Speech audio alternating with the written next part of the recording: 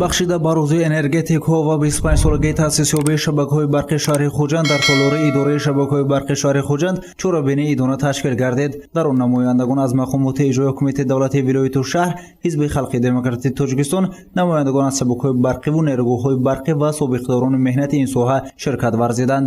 Сароғоз роҳбарияти идораи шабакаҳои барқи шаҳри Хуҷанд тамоми ҳозиринро бо иди касбиашон табрик намуд. Сипас муовини аввали раиси вилояти Суғд Хол Ҳайдаров номаи табрикоти раиси вилоятро ба саҳми ҳозирин расонид. соҳаи энергетикаи кишвар ки дар асоси захираҳои пуриқтидори оби ҷумҳурӣ бунёд шудааст, рукни муҳими ҳаёт ва иқтисодиёт мебошад. тараққиёти хоҷагии халқ беҳбуди рӯзгори мардуми вилояти ҷумҳурӣ аз пешравии ин соҳа вобастагии калон дорад. ҳадафи муҳими имсола дар фасли тирамоҳи зимистон таъмини бефосилаи аҳолӣ ва соҳаҳои хоҷагии халқ бо нерӯи барқ ба ҳисоб рафта аз амалӣ гардидани сиёсати бобарори энергетикии ҳукумати ҷумҳурии Тоҷикистон шаҳодат медиҳад. дар замони соҳиби истиқлолӣ ва махсусан солҳои охир дар соҳаи энергетикаи кишвар таҳаввулоту дигаргунаҳои зиёд ба амал омаданд. Фақат дар вилояти Суғд дар давоми 5 соли охир ҳаҷми истеҳсоли маҳсулоти саноатӣ 2 маротиба зиёд шудааст. ин пеш аз ҳама сатҳаи қувваи барқ аст ва барои бобар хушнувар таъмин кардани корхонаҳои саноатӣ кори шумо энергетикҳо муҳимтар аз ҳама аст.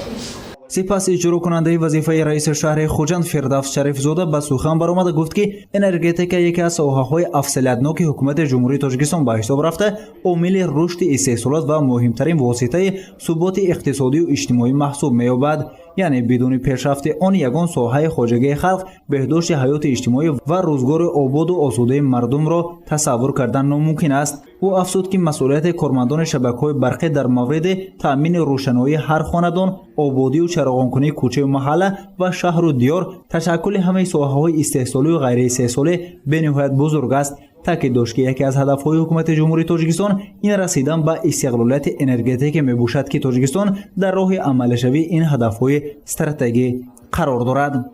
давоми солҳои соҳиби истиқлолӣ бо мақсади татбиқи нақшаву барномаҳои созандаи ҳукумати ҷумҳурии Тоҷикистон дар роҳи расидан ба истиқлолияти энергетикӣ ва амалӣ кардани мақсадҳои неку дурбинонаи пешниҳои муаззами миллат дар самти таъмини зиндагии шоиста ба ҳар як сокини кишвар сохтмону таҷдид нерӯгоҳҳои хурду бузурги барқӣ обӣ оғоз гардида.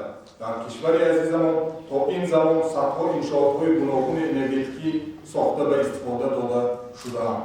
ҳамчунин дар идомаи чорбини муовини раиси ширкати барқи тоҷик ва муовини раиси кумиҷои ҳизби халқи демократии Тоҷикистон дар вилояти Суғд кормандони соҳаи таъминоти барқу бо иди касбӣ ва 25 солагии таъсисёбии шабакаҳои барқи шаҳри Хуҷанд табрику таҳният намуд. дар охир ба кормандони фаъол барои меҳнати шоиста бахшида ба рӯзи энергетика бо унвони аълошии фахрӣ барқи тоҷик ва ифтихорномаву тӯҳфаҳо сарфароз гардонида шуданд.